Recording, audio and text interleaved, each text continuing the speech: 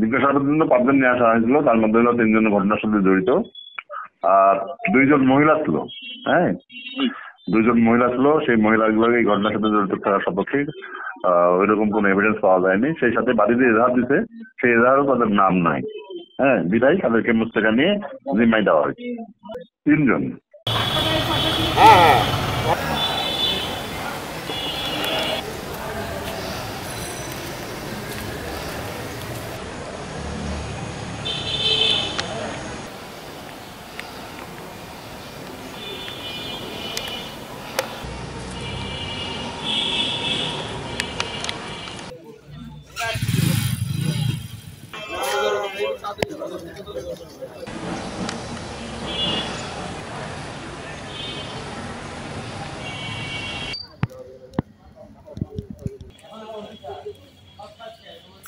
চার গুণ শক্তিশালী এনজাইম ও অধিক ফেনা সমৃদ্ধ অরিক সিলভার ওয়াশ মাত্র 70 টাকায়।